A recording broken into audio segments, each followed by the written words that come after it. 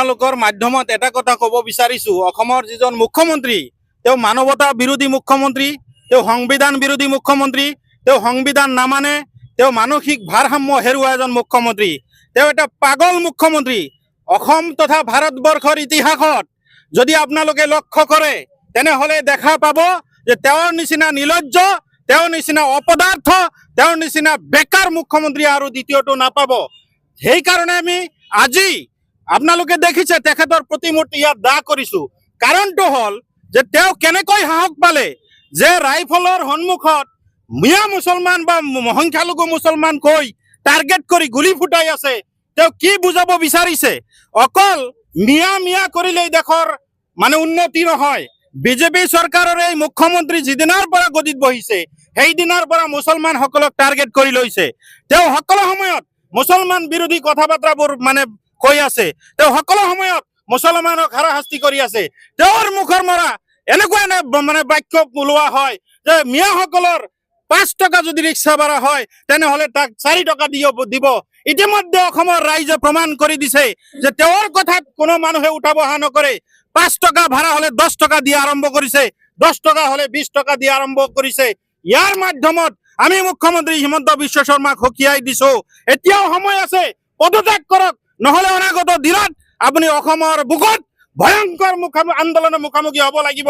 কাৰণ আপুনি যি কামখিনি কৰি আছে এই কাম কেতিয়াও অসমৰ ৰাইজে মানি নলয়।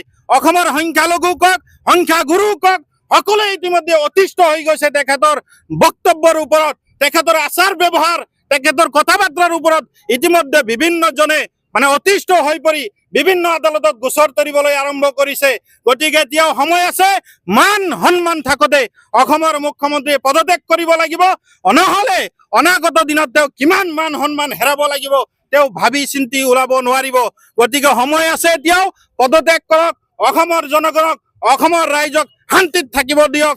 আমি যি মানে শংকৰ আজানৰ মিলন ভূমিত আমি একেলগে সকলো জনগোষ্ঠীয়ে বসবাস কৰি আছো, ইয়াত তেওঁ ধৰ্মৰ নামত ৰাজনীতি কৰি বিভিন্ন জনগোষ্ঠীক ভাগ ভাগ কৰি যি কুটিল ৰাজনীতি কৰিব বিচাৰি আছে ইয়াক আমি ধিক্কাৰ জনাইছো।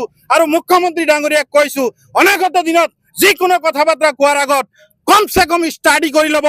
আপোনাক মুখ্যমন্ত্ৰী বুলি কোৱা হয়, কিন্তু আমিতো এতিয়া ভাবিবলৈ বাধ্য হৈছো আপুনি এজন মুখ্যমন্ত্ৰী নহয়, মূৰ্খ মুখ্যমন্ত্ৰী। আপুনি অধ্যয়ন কৰা নাই, আপোনাৰ ভিতৰত মানৱতা নাই, আপুনি গুণগত শিক্ষাৰে শিক্ষিত হোৱা নাই, স্কুল কলেজত গৈ অকল কিতাপ পঢ়িছে, কিন্তু মানৱতাৰ যিটো সম্পৰ্ক সেইটো আপুনি অধ্যয়ন কৰা নাই, মানৱতাৰ কিতাপ আপুনি পঢ়া নাই।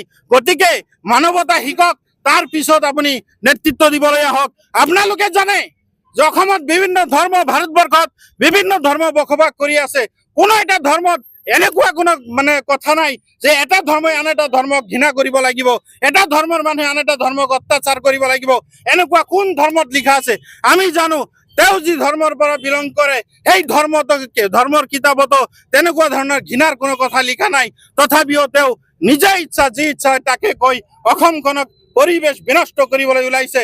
ইয়াক আমি আমচুৰ ফালৰ পৰা ধিক্কাৰ জনাইছো আৰু গৰিহণা জনাইছো। সাংবিধানিক পদত অধিষ্ঠিত হৈ যিদৰে সাম্প্ৰদায়িক মন্তব্যবিলাক দি আছে, যিবিলাক কৰ্মকাণ্ড কৰি আছে, তাত আমি গৰিহণা জনাবলৈ আমাৰ কেন্দ্ৰীয় সমিতিৰ তৰফৰ পৰা এক নিৰ্দেশনাৰ জৰিয়তে আমি আজি প্ৰত্যেকটো জিলা সমিতিৰ ৰাজপথত আমি এই কাৰ্যসূচীটো মুখ্যমন্ত্ৰীৰ প্ৰকৃতিৰ কাৰ্যসূচী পালন কৰি আছো। আপোনালোকে জানে মুখ্যমন্ত্ৰী হৈ এটা সাংবিধানিক পদত অধিষ্ঠিত হৈ সংবিধানৰ শপত খাই সেই সংবিধানক ভৰিৰে মোহাৰি তেওঁ সংবিধানৰ যিখিনি অধিকাৰ, মানুহৰ ওপৰত যিখিনি সংবিধানে অধিকাৰ দি ৰাখিছে তাক ভৰিৰে মোহাৰি আছে। আৰু তেওঁ সংবিধান হত্যাকাৰী বুলি আমি ইতিমধ্যে ভাবিবলৈ বাধ্য হৈছো, কাৰণ তেওঁৰ মুখৰে যিবিলাক সাম্প্ৰদায়িক মন্তব্য ওলাই আছে, আজিৰ এই প্ৰকৃতি দা কাৰ্যসূচীৰ জৰিয়তে আমি সকীয়াই দিব বিচাৰিছো, আপুনি সংবিধানৰ শপত খাই আপুনি আপোনাৰ গদিত বহি আছে, এই সংবিধানক সন্মান জনাবলৈ আহ্বান জনাইছো। অন্যথাই কিন্তু পৰিস্থিতি ভয়াৱহ হ'ব। আমি গণতান্ত্ৰিকভাৱে ৰাজপথত হওক, বৌদ্ধিকভাৱে হওক, কোৰ্টৰ জৰিয়তে হওক, বিভিন্ন জৰিয়তে আমি আপোনাৰ যুঁজ দিবলৈ সাজু হৈ আছো। আপোনালোকে জানে সিদিনা বিজেপিৰ অসম প্ৰদেশ কমিটিৰ ছ'চিয়েল মিডিয়া পেজত তেওঁ এটা বিশেষ সম্প্ৰদায়ক লক্ষ্য কৰি তেওঁলোকে যি গুলীচালনাৰ ঘটনা তেওঁলোকে আপলোড দিছিল, এই গৰিহণাৰ যোগ্য।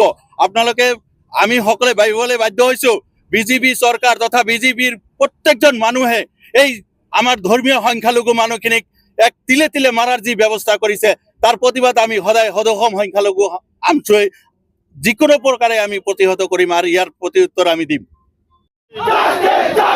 No justice, no rest. আমছো জিন্দাবাদ। মানবতা বিরোধী মুখ্যমন্ত্রী মুর্দাবাদ। মানবতা বিরোধী মুখ্যমন্ত্রী মুর্দাবাদ। আমছো জিন্দাবাদ। আমছো লং। আমছো লং live. We want justice. We want justice. মানবতা বিরোধী মুখ্যমন্ত্রী মুর্দাবাদ। মানবতা বিরোধী মুখ্যমন্ত্রী মুর্দাবাদ। ও জাস্টিস নো রেস্ট। অমনমর রাজনীতি বন্ধ।